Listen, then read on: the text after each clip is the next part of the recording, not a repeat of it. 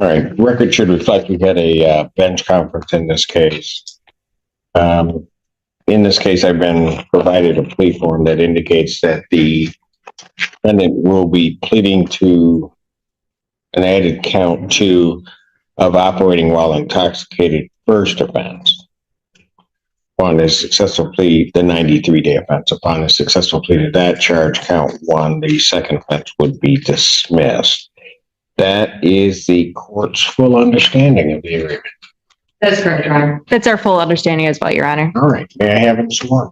Do you solemnly swear or affirm the testimony you're about to give be the truth, the whole truth, and nothing but the truth, so be God? Yes. Go ahead and state your name. Michael Burke. All right. Sir, this is court's understanding that you're going to be pleading guilty to the charge of operating while intoxicated first offense. That's correct. All right, that is a misdemeanor, punishable by up to 93 days in jail, up to a $500 fine plus court costs. The court could also order community service and any rehabilitative programs the court deems necessary. Could order your vehicle immobilized, could order you to pay the cost of the prosecution as well as the cost of any emergency governmental services. You understand all of that? I do. Still wish to plead guilty? Yes, I do. And to that charge, how do you plead? Guilty. Now, you understand that by pleading guilty, you'll not have a trial of any kind. I do. All right. You signed an advice of rights form, is that correct? I did. Any questions regarding any of those rights? And no, I don't have any questions. All right. Please look at paragraph 5 on that form. You'll see a copy on the podium. Those are your rights, which are part of a trial. You understand by pleading guilty, you'll be giving up those rights as well as all the rights on that form. Yes, I do. You understand you're giving up your right to appeal of right. Yes.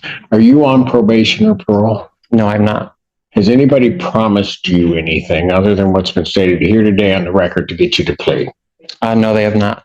Has anybody threatened you orally? I am. Of your own free will? Yes, And because you believe that you're guilty of this offense? I do.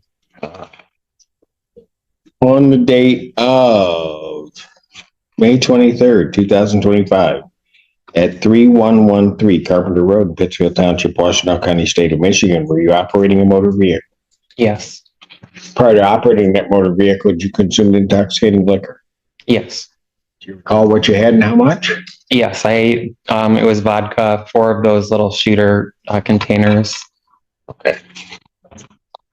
Were you stopped by the police or It was a welfare check. you were welfare checked in a parking lot Yes. at that address? Okay.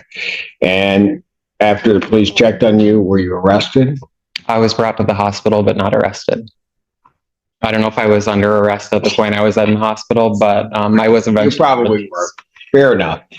Ultimately, you were taken by the police and or ambulance to the hospital. Is that Yes. correct? Yeah, All right. And they gave you a blood draw, they did. and the blood draw was a 0.139. Is that correct? Yep, that's correct. All right. You have any reason to dispute those blood test results? No, I don't. All right. Sir, I do have to advise you between the time I accept your plea and the time of any sentencing that if you commit misconduct as defined by the Michigan court rules, you would not be entitled to any sentence evaluation. The court would not be bound by that. You understand that? Yes. And you would not be entitled to withdraw your plea. You understand that? Yes. All right. Is counsel aware of any other promises, threats, or other inducements which have led to this plea? No, Your Honor. No, Your Honor. All right. And has the court complied with the court rule? Would it be proper to accept this defendant's plea? People are satisfied. Yes, Your Honor. All right, court will accept the defendant's plea to count 2. Count 1 is dismissed. Defendant is referred to Von Swartz for an alcohol screening and assessment and the victim's impact panel. Sentencing in this matter will be November 12th, 2025, 9 a.m. or as your invite indicates. Bond with its conditions will continue. All right. Thank you, Your Honor. Thank you, Your Honor. Court does call the case. People versus Roman Hop. Ashley Phelps for the people. Good morning, Assistant Public Defender Lauren Penny on behalf of Mr. Hop. State your name for the record, please. Ramon Hop. Oh. I have before me a plea form that indicates the defendant will be pleading guilty to the charge of malicious destruction of a property. 200 to 1,000, which is the 1-year offense, which I think is the stated count. On a successful plea to that charge, at sentencing, the prosecutor will recommend a probationary sentence. And the victims are waiving any right to restitution in this matter. That is correct, Your Honor. All right. That's our full understanding. All right. Very good. May I have him sworn? Raise your right hand. Do you solemnly swear or affirm the testimony you're about to give will be the truth, the whole truth, and nothing but the truth, so help you God? Yes, Lower your hand, state your name. Roman Hop. All right. Sir, it is this court's understanding you're going to plead guilty to the charge of malicious destruction of property, 200 to 1,000. That is a misdemeanor punishable by up to 1 year incarceration and $2,000 fine plus court costs. The fine could be increased if 3 times the value of the property destroyed or otherwise injured. If that's greater than $2,000, that would become the maximum fine. You understand that? Yes. All right. Still wish to plead guilty? Yes, And to that charge, how do you plead? guilty. You understand that by pleading guilty, you will not have a trial of any kind. Yes, All right. You signed an advice of rights form. Is that correct? yes. Any questions? No, No? All right. On the podium, you'll see a copy of one. Please look at paragraph 5, the highlighted one. Those are your rights which are part of a trial. You understand that by pleading guilty, you'll be giving up those rights as well as all the rights on that form. yes, You understand you're giving up your right to appeal of right. yes. Are you on probation or parole? No, sir. Has anybody promised you anything other than what's been stated here today to get you to plea? No. Has anybody threatened you or coerced you in any way? No, sir. You're doing this voluntarily Correct. and of your own free will, Yes, sir. and because you believe that you are indeed guilty of this offense? Yes, sir. I'm sorry. Yes, sir. Yeah, okay, thank you. On the date of December 26, 2024, the location of 2564 Deke Avenue, Pittsfield Township, Washtenaw County, State of Michigan. What'd you do that makes you think that you're guilty? I destroyed a statue and a doorbell camera. Okay. And so this was at a residence that you did? Yes, I used to live there. Pardon? I used to live there, sir. You used to live there? Okay, but you don't? No. You didn't at the time? Not for years. Okay. And so you destroyed those things. You didn't have any property interest or ownership in any of those properties. I had some property at the house stored, but I was there also that day to get that property back. Okay, I got you. But as to the statute and the Ring camera, those weren't. No, correct. You didn't correct, buy either No. one of those, correct? Correct. Okay.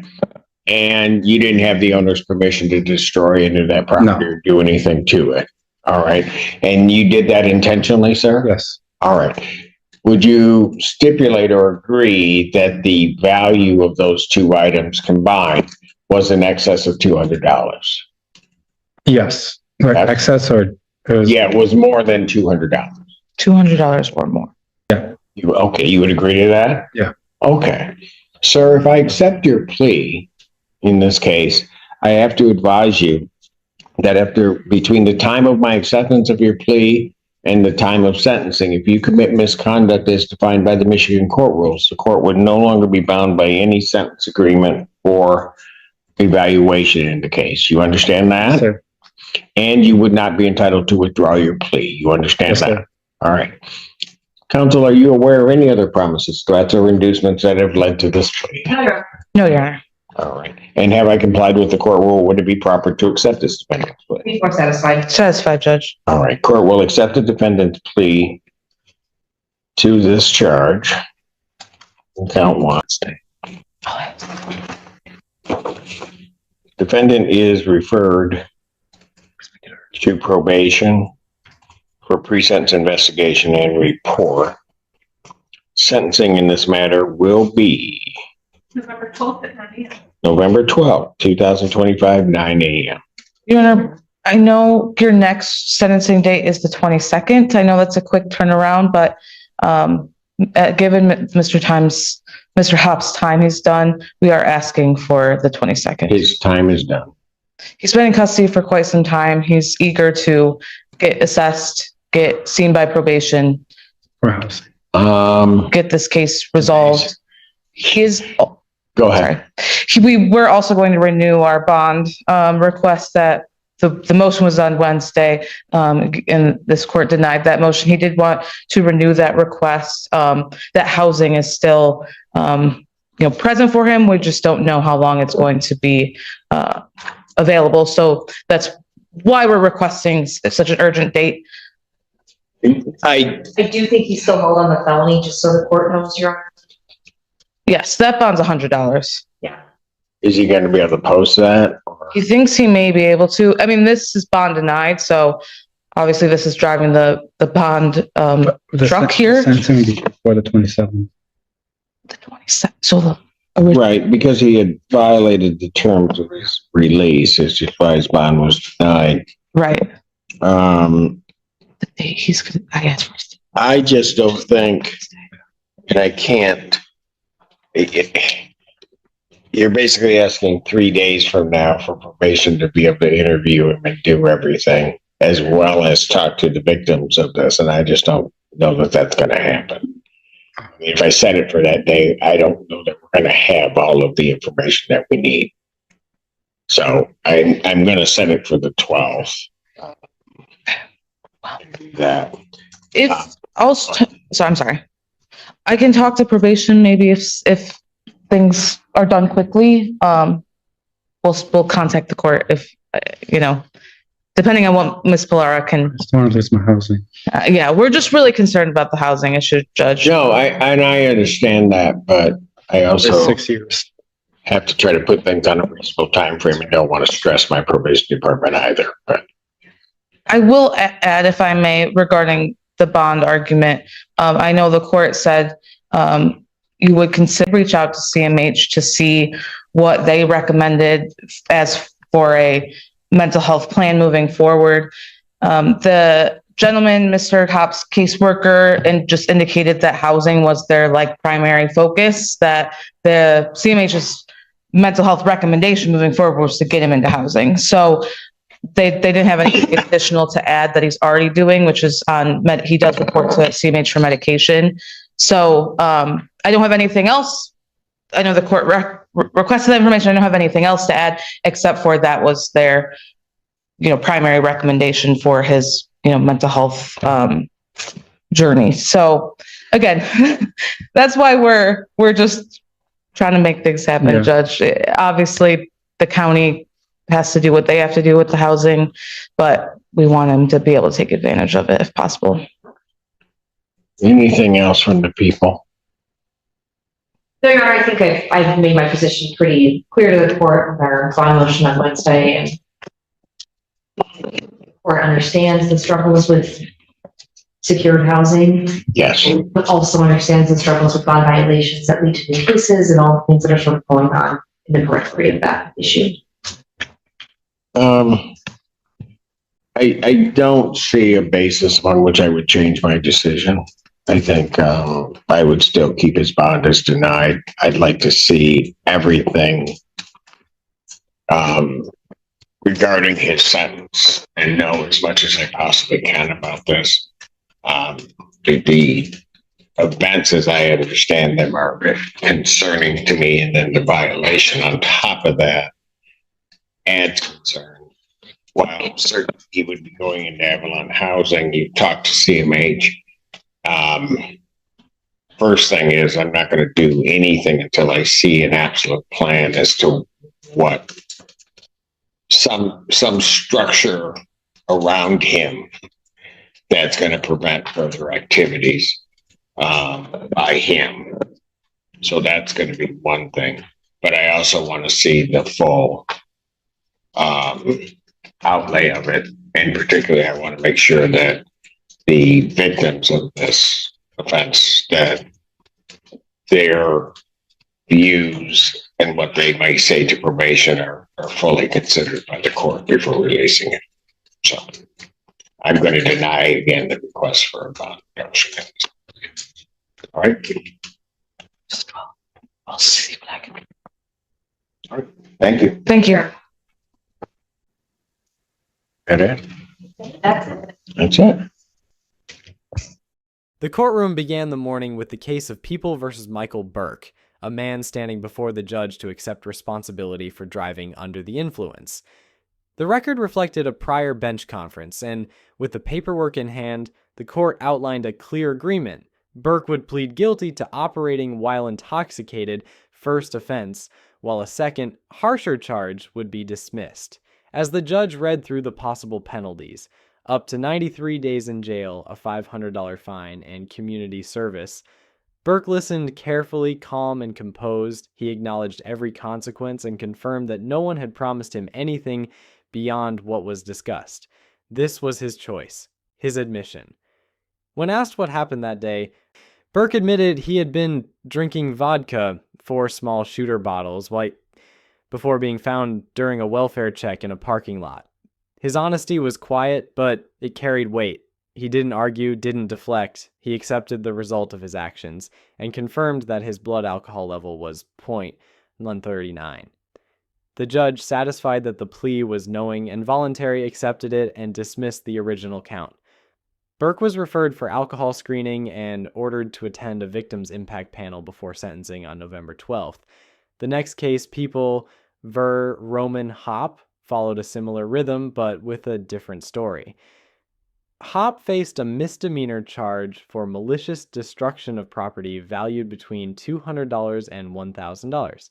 Standing before the court, he admitted to destroying a statue and a doorbell camera at a residence where he once lived. His tone was straightforward, not angry, not defiant, just factual. He explained he had gone back to retrieve some belongings but went too far, damaging property that wasn't his. The victims had chosen not to pursue restitution, and the prosecution agreed to recommend probation. Once again, the court moved through each legal right, ensuring Hopp understood every word. When it was over, his plea was accepted, and his case was set for sentencing on the same date, November 12th. But the hearing didn't end there. Defense counsel raised another issue, a renewed bond request for a different defendant. The argument centered around housing availability and mental health recommendations. The defense explained that community housing and mental health services were ready for him, but might not remain available much longer. They asked the judge for an earlier sentencing date so he could transition into stable housing. The judge listened carefully, weighing the human side of the plea against the practical limits of the court. The prosecutor stood firm, reminding the court of prior bond violations and ongoing concerns about accountability. While acknowledging the challenges of housing and mental health, the judge emphasized responsibility, structure, and the safety of the community. In the end, the request for bond was denied once again. The court wanted a full report from probation and input from the victims before making any change. As the courtroom quieted, it was clear that not every case is about guilt or innocence. Some are about timing, trust, and rebuilding stability. From Michael Burke's admission of guilt to Roman Hopp's acceptance of wrongdoing, and the final discussion over bond and housing, this session showed that justice is not one size fits all.